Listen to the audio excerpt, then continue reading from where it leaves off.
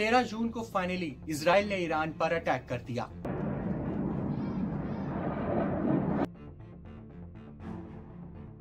और 13 जून को ही इंडिया के एक्सटर्नल अफेयर्स मिनिस्ट्री एक स्टेटमेंट रिलीज करती है जिसमें ये बोला जाता है कि इंडिया दोनों साइड से हो रही डेवलपमेंट को लेकर चिंतित है और इंडिया दोनों से ये अर्ज करता है कि दोनों देश सिचुएशन को एस्केलेट नहीं करेंगे और डिप्लोमेसी के थ्रू जो प्रॉब्लम है उसको रिजॉल्व करेंगे। इंडिया के दोनों देशों के साथ अच्छे संबंध है। अगर उनको किसी भी तरह की मदद चाहिए तो इंडिया करने को तैयार है। इस पूरे स्टेटमेंट का मतलब ये है कि इंडिया खुले तौर पर किसी एक देश के साथ नहीं है। हमने एक बार फिर से न्यूट्रल स्टैंस को अपनाया है, जैसा कि हमने रशिया और यूक्रेन वॉर के समय किया था। इसके बाद भारत के लोगों ने इमोशनल होकर इस पर अपनी नाराजगी भी जताई कि इंडिया को न्यूट्रल नहीं रहना चाहिए। किसी ने कहा कि इजराइल का साथ देना चाहिए तो किसी ने कहा ईरान का सपोर्ट करना चाहिए। लेकिन फॉरेन अफेयर्स में इमोशनल होकर डिसीजन नहीं लिए जाते, बल्कि सबसे पहले खुद के इंटरेस्ट को सामने रखकर ही डिसीजन लिए जाते हैं। जियोपॉलिटिक्स में एक फेमस कोट है, there are no permanent friends और permanent enemies, there are only permanent interests.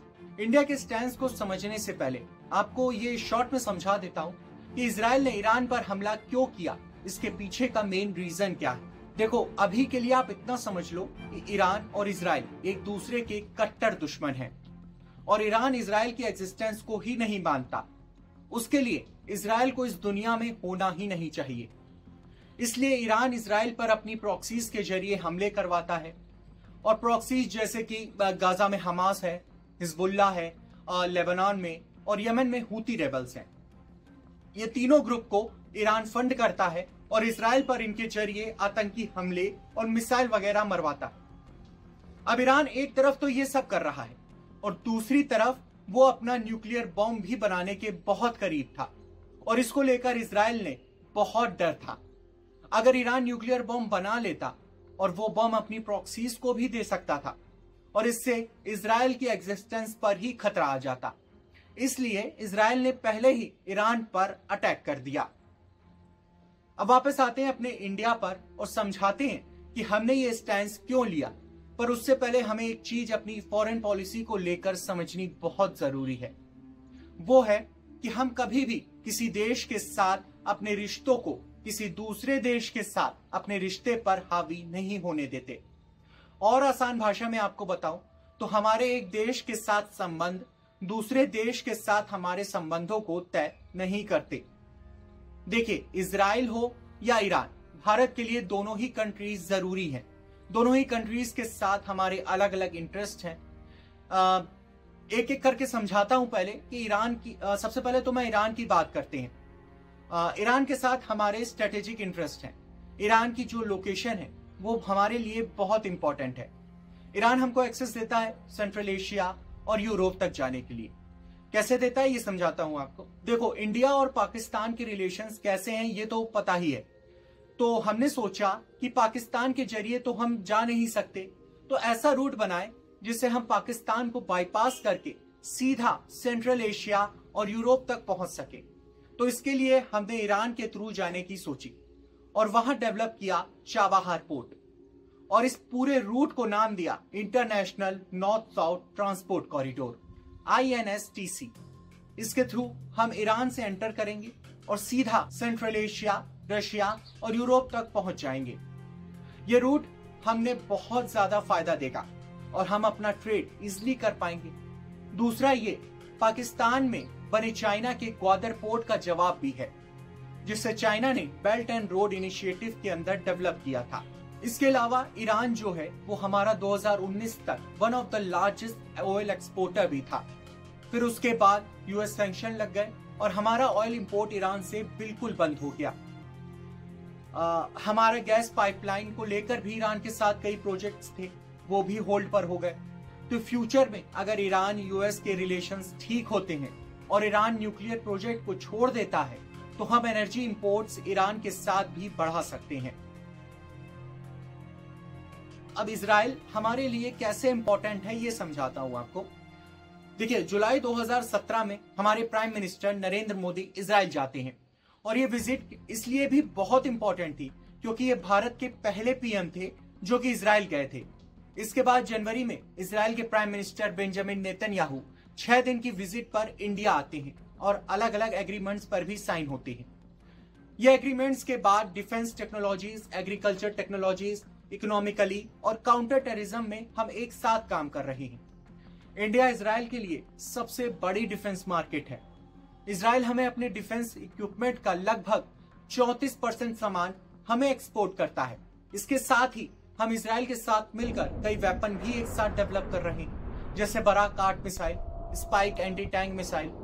इतना ही नहीं, इजराइल से हम ड्रोन्स, मिसाइल, रडार्स और भी अलग अलग तरह के वेपन्स भी परचेज करते हैं। एग्रीकल्चर और टेक्नोलॉजी की फील्ड में इंडिया इजराइल एक दूसरे के लिए बहुत इंपॉर्टेंट पार्टनर्स है। इजराइल 30 से ज्यादा एग्रीकल्चर से रिलेटेड एक्सीलेंस सेंटर्स हैं, वो सपोर्ट करता है। एग्रीकल्चर टेक्नोलॉजीज में हम साथ काम कर रहे हैं। साइंस एंड टेक्नोलॉजी की फील्ड में भी हम इजराइल के साथ एक्टिवली पार्टिसिपेट कर रहे हैं।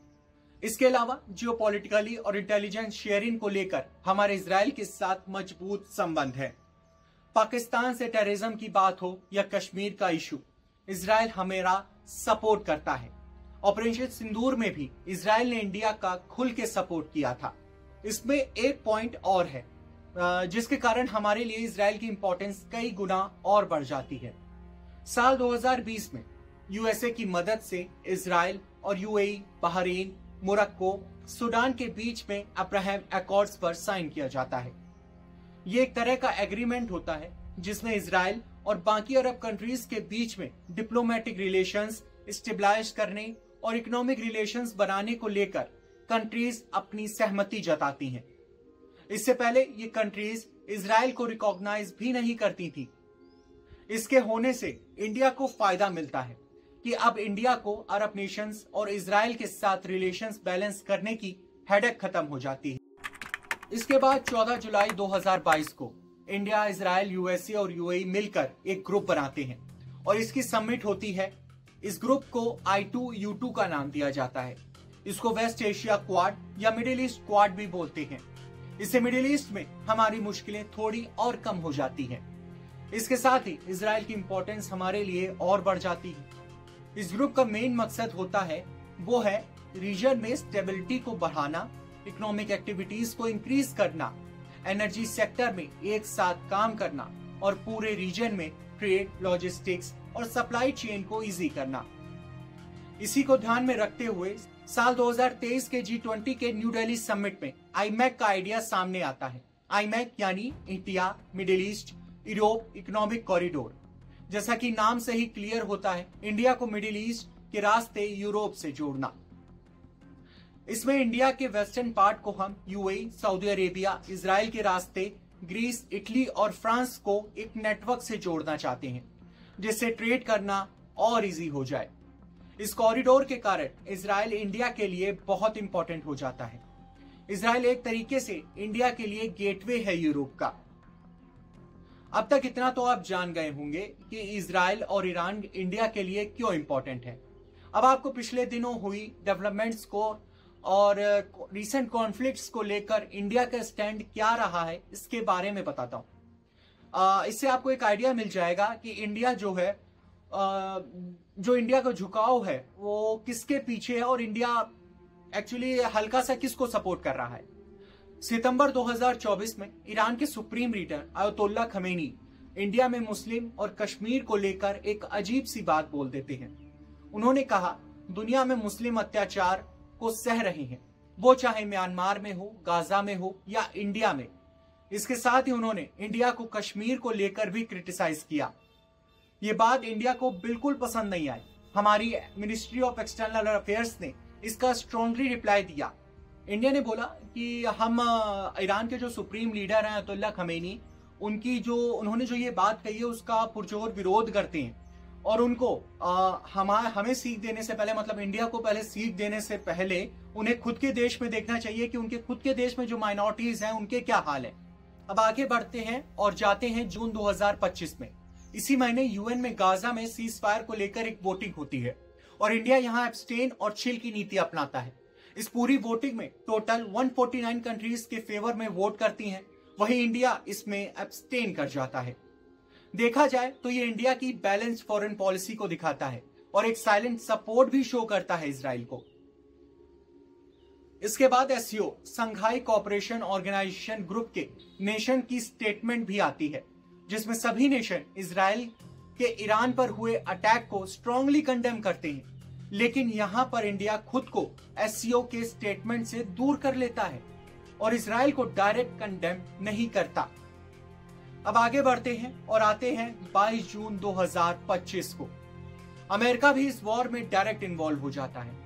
US stealth B-2 bomber Iran की 3 न्यूक्लियर साइट्स फोर्डो, नतांज, इश्फहा पर अटैक करता है। इसके कुछ घंटे बाद ईरान के प्रेसिडेंट हमारे पीएम मोदी जी से बात करते हैं और यहाँ पर भी इंडिया बिल्कुल बैलेंसिंग अप्रोच अपनाता है। इस पूरे वीडियो में मैंने जो भी आपको बताया और समझाया, इसे उम्मीद करता हूं कि आपको क्लैरिटी तो मिल गई होगी कि इंडिया के लिए पूरे सिनेरियो में क्या स्टैंड है और क्यों है, और ये हमारे लिए फायदेमंद कैसे होगा। इंडिया एक इंडिपेंडेंट फॉरेन पॉलिसी वाली कंट्री है। हमारे लिए जो अच्छा होगा हम वो डिसीजन लेंगे। हम इंडियंस हैं और हम इंडिया की साइड लेंगे। तो वीडियो को एंड यहीं करते हैं, और अगर आपको वीडियो पसंद आई हो तो चैनल को सब्सक्राइब और लाइक जरूर करिएगा और अपने दोस्तों और फैमिली मेंबर्स के साथ शेयर भी कीजिएगा।